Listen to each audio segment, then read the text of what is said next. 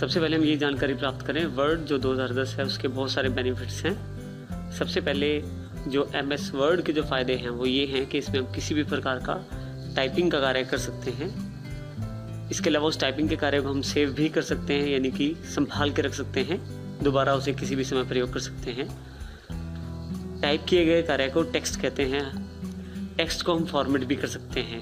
Format से मतलब किसी भी प्रकार का रंग भर सकते हैं और उसमें उसका साइज़ बड़ा छोटा कर सकते हैं अपनी आवश्यकता अनुसार। MS वर्ड की जो सबसे बड़ी विशेषता ये भी है कि उसमें ना केवल टेक्स्ट लिख सकते हैं बल्कि हम उसमें पिक्चर भी ऐड कर सकते हैं। ग्राफ, क्लिप आर्ट इत्यादि का प्रयोग भी उसके साथ किया जा सकता है। MS वर्ड खोलने चार्ट पे जाएं। यहाँ वर्ड 2010 का आइकॉन है जिसको आप क्लिक कर सकते हैं। इसके अलावा आप चाहें तो ऑल प्रोग्राम्स पे जाएं। इसमें MS ऑफिस का फोल्डर, इसमें वर्ड 2010 जो सॉफ्टवेयर हमने सीखना है उसको क्लिक कर दें, ये आपका सॉफ्टवेयर ओपन हो जाएगा। अब हम वर्ड 2010 की स्क्रीन की जानकारी लेंगे। सबसे पहली पट्टी जो आपको दिखाई दे रही है उसे हम कहते हैं टाइटल बार।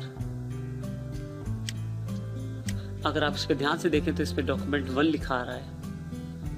जब भी आप अपनी फाइल सेव करते हैं तो जो सेव किया हुआ नाम वो यहाँ दिखाई देता है डॉक्यूमेंट 1 के स्थान पर। इसके अलावा आपके पास मेन्यू है वो पूरा का पूरा टैब्स और रिबन्स में बटा हुआ है। हमारे पास कुल 8 टैब दिखाई दे रहे हैं। File, home, insert, page, layout, reference, mailing, review और व्यू।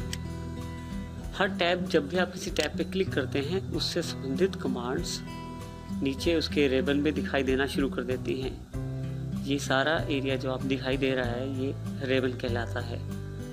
रिबन्स में जो कमांड्स हैं वो ग्रुप्स में बटी हुई हैं। जैसे अगर हम होम टैब पे क्लिक करें तो सबसे पहले कट, कॉपी, पेस्ट से संबंधित कमांड क्लिपबोर्ड ग्रुप में है। इसके अलावा फ़ॉन्ट को बदलने और रंग वगैरह बदलने के लिए आपके पास कमांड्स फ़ॉन्ट से संबंधित ग्रुप में हैं। इस तरह से रिबन में अलग अलग ग्रुप्स को बांटा गया है।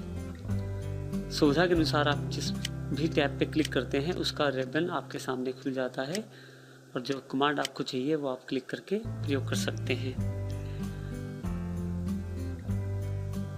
वर्ड 2010 में ये जो वाइट एरिया है यहाँ पे हम अपना टाइपिंग का कार्य कर सकते हैं। इस एरिया को डॉक्यूमेंट एरिया कहते हैं। आपके पास 2 स्क्रॉल बार्स हैं। एक वर्टिकल स्क्रॉल बार जिसे आप अपने पेज को ऊपर और नीचे स्क्रॉल डाउन कर सकते हैं और इसके अलावा है हॉरिजॉन्टल स्क्रॉल बार। ये दोनों स्क्रॉल बार्स आपके पास अवेलेबल हैं। आप चाहें तो कॉर्नर के बटन से भी आप ऊपर नीचे मूव कर सकते हैं और चाहे तो स्लाइडर से भी कर सकते हैं। इसी तरह से आपके पास वर्टिकल स्क्रॉल बार और हॉरिजॉन्टल स्क्रॉल बार दोनों में सेम ऑप्शन अवेलेबल है।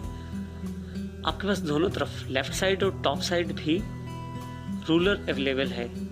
रूलर एक तरह से आपको स्केल की जानकारी देता है, यानी कि आपके पेज का साइज क्या है।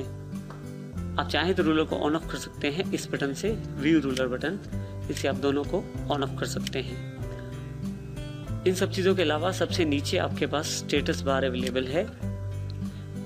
स्टेटस बार आपको ये जानकारी देती है कि आप कौन से पेज पे हैं, टोटल आपके पास कितने पेजेस हैं और इसके अलावा अन्य बहुत सारी जानकारियाँ अवेलेबल हैं। आप चाहें तो कुछ जानकारी आप इसमें जोड़ भी सकते हैं।